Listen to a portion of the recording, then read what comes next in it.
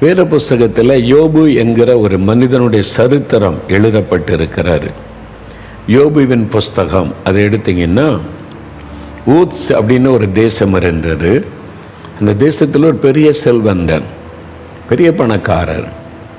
அவருக்கு ஆடுகள், மாடுகள், ஒட்டகங்கள், ஏர் மாடுகள் சொல்லி எல்லாம் கூட்டம் கூட்டமாக, திரள் கூட்டம், 1000, 5000, 10,000 அந்த மாதிரி பெரிய செல்வசீமானாக இருந்தார். 10 பிள்ளைகள் அவருக்கு. நல்ல ஜனங்களுக்கு நன்மை செய்தார். அதனால் ஒரு மதிப்பு, மரியாதை, அப்படி நல்ல வாழ்ந்து கொண்டிருந்த ஒரு மனிதர். திடீரென்று அவருடைய வாழ்க்கையில் நஷ்டம். அவருடைய மந்தைகள் எல்லாம் திருடப்பட்டு விட்டது. சத்துருக்கள், பக்கத்து ஊருக்காரங்க, பக்கத்து நாட்டுக்காரங்க வந்து கொள்ளையடிச்சிட்டு போயிட்டாங்க. ஆடுகள், மாடுகள், ஒட்டகங்கள், மந்தைகள் எல்லாம் போயிட்டு.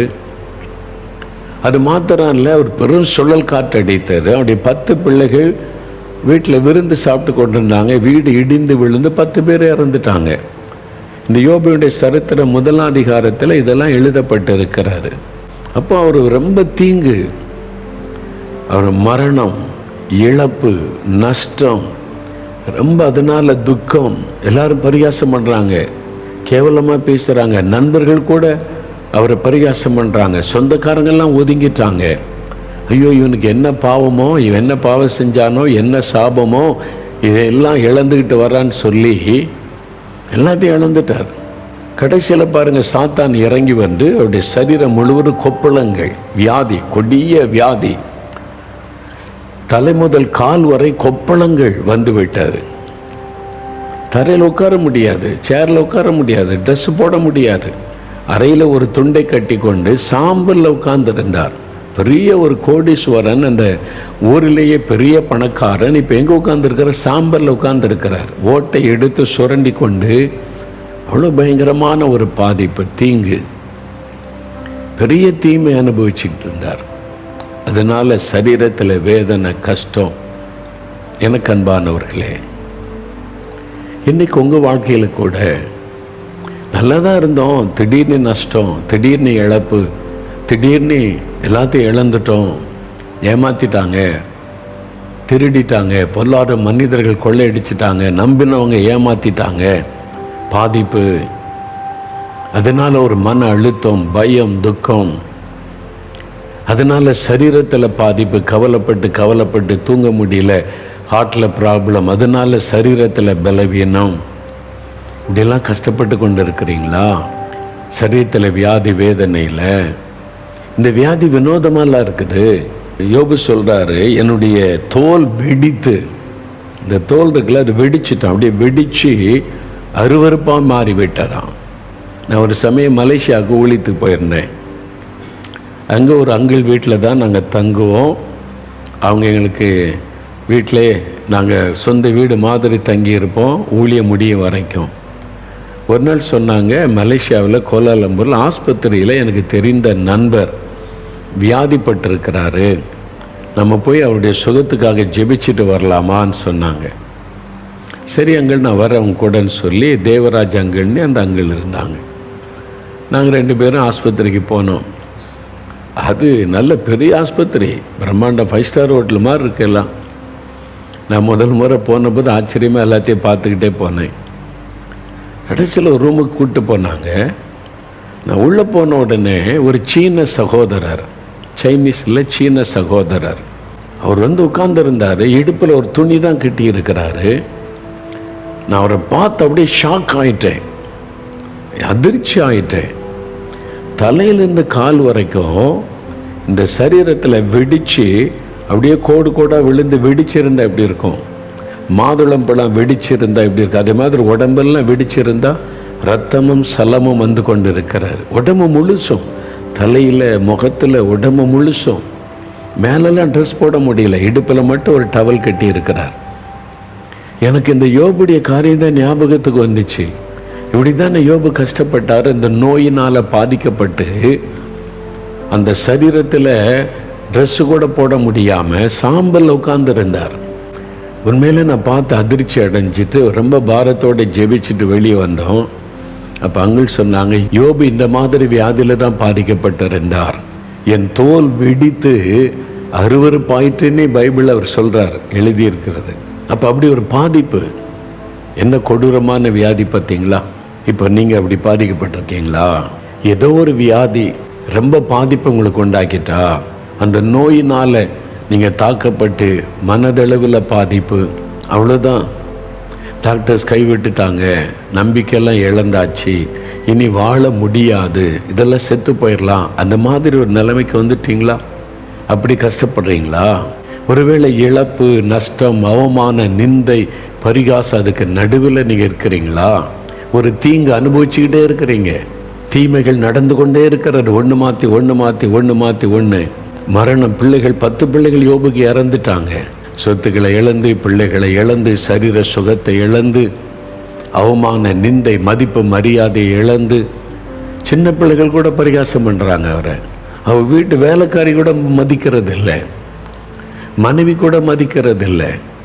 எவ்வளோ பெரிய பாதிப்பு, மனதளவில் ரொம்ப பாதிச்சு உட்கார்ந்திருந்தார்.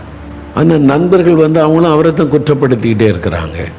இந்த மாதிரி பாதிப்புக்குள்ள இருந்த யோபுடைய வாழ்க்கையில் ஒரு அற்புதம் நடக்கிறது. என்ன நடக்குது தெரியுமா? யோபு 42 அதிகாரம் 10வது வசனத்தில், யோபு தன் சிநேகிதருக்காக வேண்டுதல் செய்தபோது கர்த்தர் அவன் சிறையிருப்பை மாற்றினார். அதாவது கர்த்தர் யோபுடைய சிறையிருப்பை மாற்றினார். யோபுக்கு முன்னிருந்த எல்லாவற்றை பார்க்கிலும் 2 ஆண்டவர் அவனுக்கு தந்தருளினார். 2 மடங்கு ஆசீர்வாதம். சிறையிருப்பை மாற்றினார். சிறையிருப்பு இதுதான் அவருடைய வாழ்க்கையில் காணப்பட்ட தீங்கு. அன்று சொல்றார், இனி தீங்கை நீ காணாதிருப்பாய்.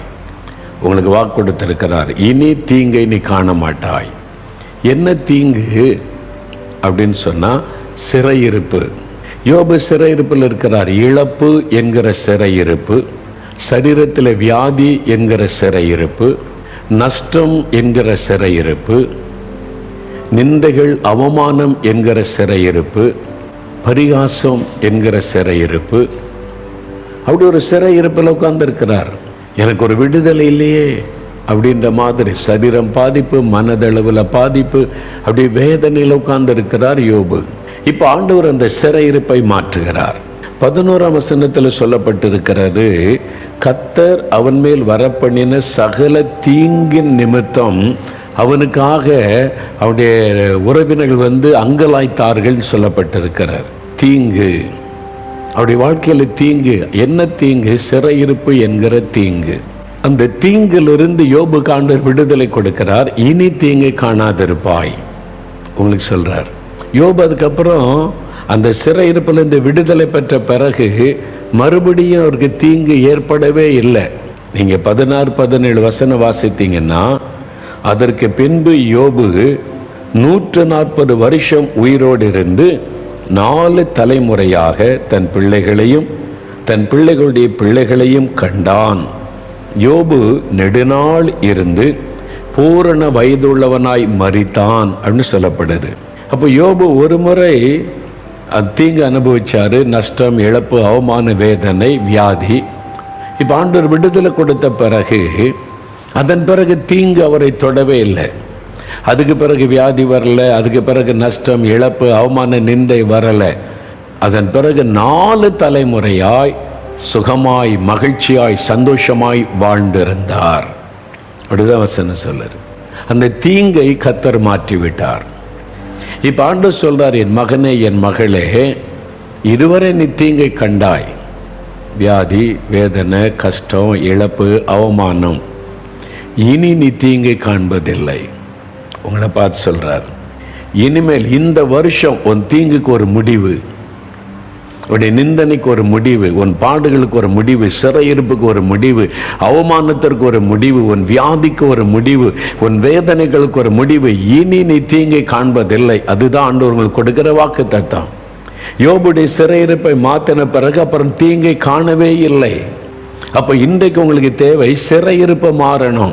உங்களுடைய சிறையிருப்பை கர்த்தர் மாற்றின பிறகு இனி நீங்கள் தீங்கை காண மாட்டீங்க. அதான் ஆண்டவருடைய வாக்கு தத்தம். என்ன சிறையிருப்பு? சிறையிருப்பு எப்படி வந்துச்சு? சாத்தானால் உண்டான சிறையிருப்பு. இந்த தீமைக்கெல்லாம் யார் காரணம்? சாத்தான். இந்த உலகத்தில் 2 விதமான வல்லமை இருக்கிறது. ஒன்று தேவனுடைய வல்லமை, இன்றைக்கு சாத்தானுடைய வல்லமை. தேவன் நன்மை செய்கிறவர், நலமானதை செய்கிறவர், சுகம் கொடுக்கிறவர், விடுதலை கொடுக்கிறவர், ஆசீர்வதிக்கிறவர். சாத்தான் தான் தீமைகளை கொண்டு வருகிறவன், பாவத்தை கொண்டு வருகிறவன், வியாதியை கொண்டு வருகிறவன், நம்மை சிறையிருப்பிலே வைக்கிறவன். அப்போ சாத்தான் தான் யோபுக்கு விரோதமாக எழும்பி இதையெல்லாம் செய்தான் என்று யோபு 1ஆம் அதிகாரத்திலே நம்ம வாசிக்கிறோம். இந்த சாத்தானை பற்றி இயேசு என்ன சொல்றாரு? யோவான் 10ஆம் அதிகாரம் 10ஆம் வசனத்தில் இயேசு சொல்லுகிறார், திருடன். சாத்தானை திருடன் என்று ஆண்டவர் சொல்லுகிறார். அவன் திருடவும் கொல்லவும் அழிக்கவும் வருகிறான். சாத்தான் இதுக்கு வரான், நம்முடைய சமாதானத்தை திருடி கொள்ளுவான், நம்முடைய ஆரோக்கியத்தை திருடி கொள்ளுவான், நம்முடைய பலனை திருடி கொள்ளுவான். அவன் திருடன். ஏதாவது தந்திரமாய் செய்து அவன் திருடவும் கொல்லவும் அழிக்கவும் வருகிறான். அதான் கொண்டு வருகிற தீமை. அப்ப சாத்தான் தான் இவ்வளவு தீமைக்கும் காரணம். உங்க வாழ்க்கையில் இந்த தீமைக்கு காரணம் சாத்தான். அடிமைத்தனத்துக்கு காரணம் சாத்தான். இந்த வியாதி வேதனை தீர்க்கவே முடியல, போகவே மாட்டேங்குது, கஷ்டப்பட்டுக்கிட்டே இருக்கிறேன், பணம் செலவு பண்ணாலும் போக மாட்டேங்குது, அப்படி டாக்டர்ஸே குழம்பிக்கிட்டு இருக்கிறாங்க நினைக்கிறீங்களோ, அதுக்கு பின்னால் இருக்கிற பிசாசு, அந்த சாத்தான் உங்களை பாதித்து கொண்டிருக்கிறான், வேதனைப்படுத்தி கொண்டிருக்கிறான், உங்களை அடிமைப்படுத்தி கொண்டிருக்கிறான், உங்களை துக்கத்தில் வைத்து தூங்க விடாதபடி, நல்ல உணவு உண்ண முடியாதபடி உங்களை பாதித்து கொண்டிருக்கிறான், ஒரு தீங்கை கொடுத்து கொண்டிருக்கிறான். இன்றைக்கு ஆண்டவர் இந்த தீமைக்கு முடிவை உண்டாக்க விரும்புகிறார். இனிமேல் இந்த தீங்கை காணக்கூடாது, இன்றைக்கு நான் முடிவை உண்டாக்குகிறேன் இந்த ஆண்டவர் உங்களை பார்த்து சொல்லுகிறார். அந்த சிறையிருப்பை கர்த்தர் மாற்றினாராம்.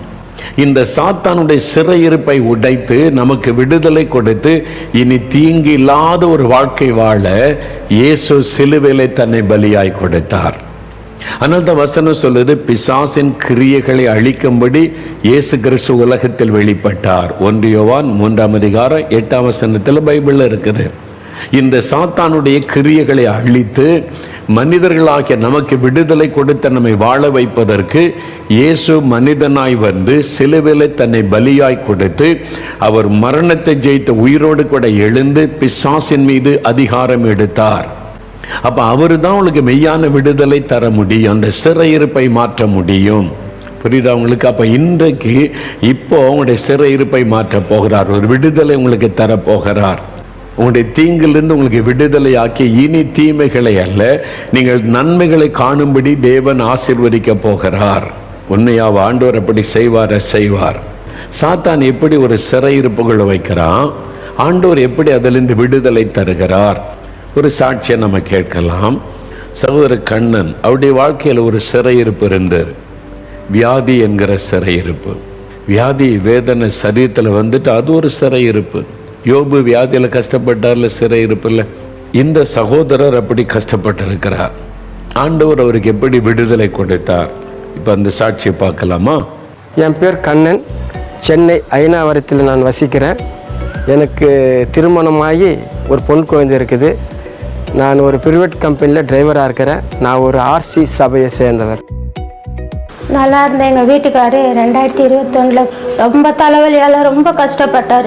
நைட்டெல்லாம் தூங்க மாட்டார், தலைக்கு பெட்ஷீட்டெல்லாம் சுற்றிக்கின்னு வீடியோ ரொம்ப கஷ்டப்படுவார். தலை வலிக்குதுமா, என்னால் முடியலம்மா ரொம்ப வேதனைப்படுவார். தலைவலி என்னால் கண்ட்ரோலே பண்ண முடியாத நிலைமை. தைலம் போட்டு அந்த தைலத்தை விடிய தூக்கமே கிடையாது எனக்கு. அதுமாரி ஒரு கடுமையான தலைவலி. அவர் பட்ட கஷ்டத்தை எங்களால் நினச்சி பார்க்கவே முடியல. ரொம்ப வேதனைப்பட்டார். தலையில் அப்படியே அமுக்கின்னு தலைக்காணியோடு வச்சு படுப்பேன். செவுத்தில் போயிட்டு கரெக்டாக தலையை வச்சு அமுக்குவேன்.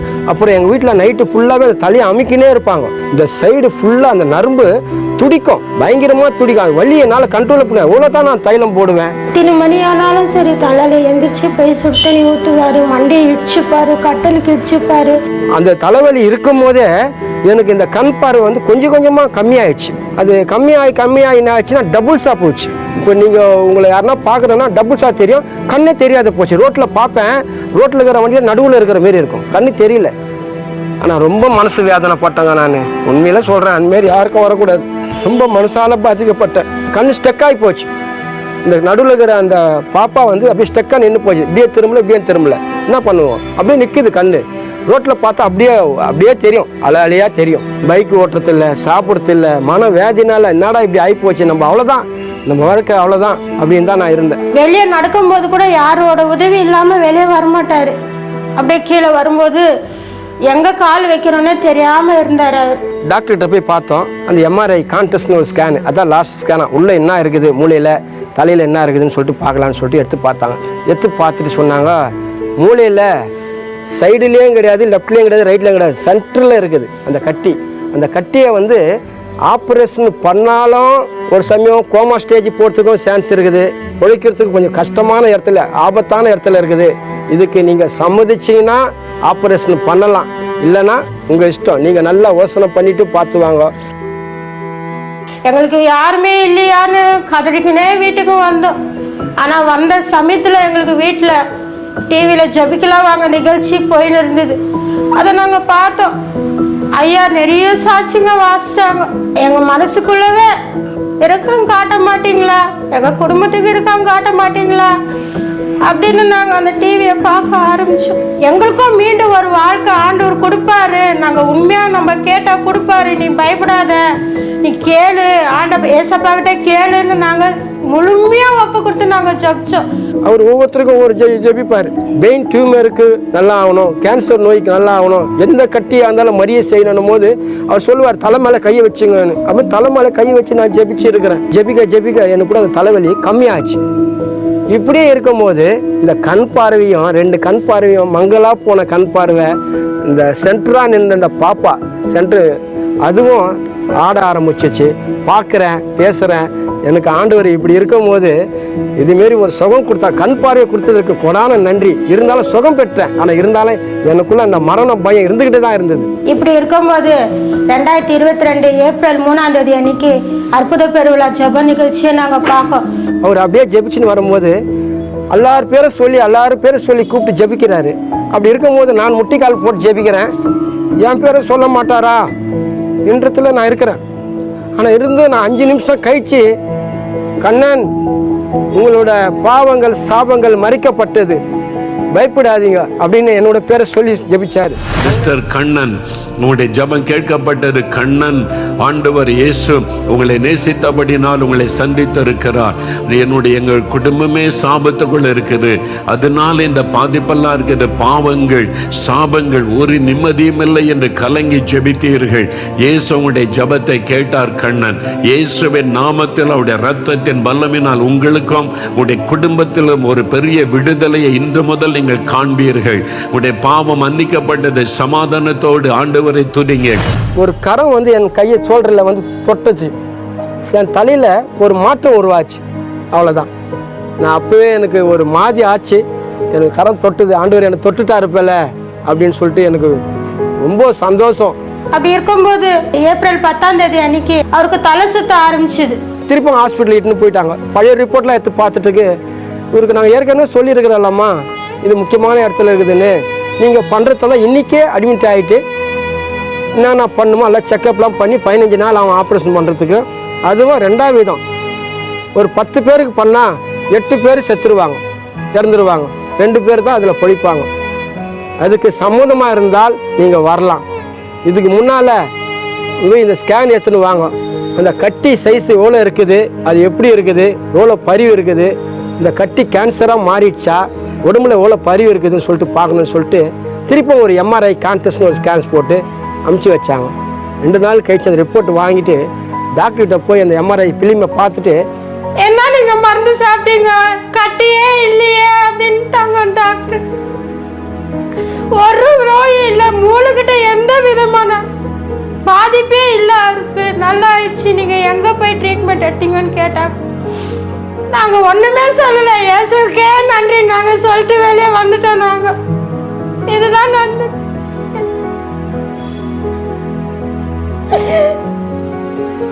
அவ்வளோ அற்புதம் செஞ்சாரு எங்களுக்கு. இப்போ நல்ல ஆரோக்கியமாக இருக்கிறேன். எனக்கு கண் பார்வை ரொம்ப நல்லா தெரியுது, தலைவலி இல்லை, நல்லா தூங்குறேன், நல்லா சாப்பிட்றேன், ஆரோக்கியமாக இருக்கிறேன், நல்லா வேலை செய்கிறேன். எனக்கு இப்போத்துக்கு எனக்கு எந்த ப்ராப்ளம் கிடையாது. ஏசப்பா தான் தெய்வம், உண்மையான தெய்வம் என்று ஏசப்பா ஏற்றுக்கணும். எனக்கு மீண்டும் ஒரு ஜீவன் கொடுத்துக்கிறாரு என் தேவனுக்கு. அவருக்கோசம் நான் வாழணும், அவர் நாமத்தை நான் அறிவிக்கணும். ஏசப்பாவுக்கு கொடான நன்றி, இயேசுக்கே புகழ். இவ்வளோ ஆச்சரியமான காரியம் இல்லை? மூளையில் கட்டி கண் பார்வை போயிட்டு கருப்பு விழி அசையாது, அப்படியே நின்று விட்டது, ஸ்தம்பித்து விட்டது. எல்லாம் ரெண்டு ரெண்டாக தெரியும். தலைவலி ஒரு பக்கம், கண் பார்வை போய்விட்டது ஒரு பக்கம். என்ன ஒரு பயங்கரமான சூழ்நிலை. ஆனால் இயேசு அவனுடைய சிறையிருப்பை மாற்றி எனக்கு சுகம் கொடுத்து இன்றைக்கி எவ்வளோ மகிழ்ச்சியோடு வச்சுருக்கிறார் பாருங்க. மூளையில் கட்டி 10 பேருக்கு ஆப்ரேஷன் பண்ணால் 2 பேர் தான் பிழைப்பாங்க, 8 பேர் பிழைக்கிறது கஷ்டம். சம்மதம்னா வாங்க. அந்த நிலைமையில் ஸ்கேன் எடுத்து பார்த்தா கட்டியே காணவில்லை. எப்படிங்க? அதான் இயேசு. அப்படிப்பட்ட ஒரு அற்புதமானவர் தான் இயேசு. அவர் தான் உங்களை பார்த்து சொல்கிறாரு, என் மகனே, என் மகளே, இனி நீ தீங்கை காணாதிருப்பாய். இந்த தீங்கில் கஷ்டப்பட்டுக்கிட்டு இருக்கிற, வேதனைப்பட்டு கொண்டு இருக்கிற, வியாதியில், வேதனையில், மரண பயத்தில், இனி நீ தீங்கை காண மாட்டாய். உன் சிறையிருப்பை நான் மாற்றுகிறேன் என்று இயேசு உங்களை பார்த்து சொல்கிறார். எப்படிங்க இந்த காரியம்? ஆச்சரியமாக இருக்குதே. அதுதான் இயேசு. இலவசமாய் சுகம் தருகிறவர், இலவசமாய் விடுதலை தருகிறவர். நமக்கு விடுதலை கொடுக்க, நம்முடைய சிறையிருப்பை மாற்ற சிலுவையிலே தன்னை அர்ப்பணித்து கொண்டார். அவருடைய கையில் ஆணி அடித்தாங்க, கால்கள் ஆணி அடித்தாங்க, தலையில் முள்முடி வைத்தாங்க, எல்லாத்தையும் ஏற்றுக்கொண்டார். அவர் நினைச்சிருந்தா ஒருத்தர் அவரை தொட்டு இருக்க கூட முடியாது. அவ்வளவு அற்புதங்களை செய்கிற ஆண்டவர், யார் அவரை தொட முடியும்? ஆனால் அவர் பாடுகளை ஏற்றுக்கொண்டார், தன்னை நொறுக்குவதற்கு ஒப்பு கொடுத்தார் என்று வசனத்தில் சொல்லப்பட்டிருக்கிறது. ஏன்? உங்களுக்காக சகோதரனே, சகோதரி, உங்களுக்காக, நமக்காக, நம்முடைய சிறையிருப்பை மாற்றி நம்முடைய துக்க நாட்களுக்கு ஒரு முடிவை கொண்டு வர தன்னை பாடுகளுக்கு அர்ப்பணித்து கொண்டார். நம்முடைய பாவங்கள், சாபங்கள், வியாதிகளை தன் மீது ஏற்றுக்கொண்டு சிலுவையிலே தொங்கி மறிக்க தன்னை ஒப்பு கொடுத்தார். அவர் உயிரோடு எழுந்த பிறகும் அவருடைய கையில் அந்த தழும்புகள் இருக்கிறது. அவர் சொன்னார், யாரோ என்னை தொட்டாங்க, ஒரு கரம் என்னை தொட்டது, பாவ சாபத்தை எல்லாம் மாற்றினர். இயேசுவின் தழும்புள்ள கரம் தொட்டது. பாவத்தினால, சாபத்தினால, வியாதியா, வேதனையா, இழப்பா, சிறையிருப்பில் கஷ்டப்படுறீங்களா? ஆண்டவரே, இவங்களுக்கெல்லாம் அற்புதம் செய்றீங்களே, எனக்கு ஒரு அற்புதம் செய்யுங்க. என் சிறையிருப்பை மாற்றுங்க ஆண்டவரே, என் துக்கத்தை மாற்றுங்க அப்படின்னு ஜெபிச்சா இன்றைக்கு இப்போ இயேசு உங்களுக்கு அற்புதம் செய்வார்.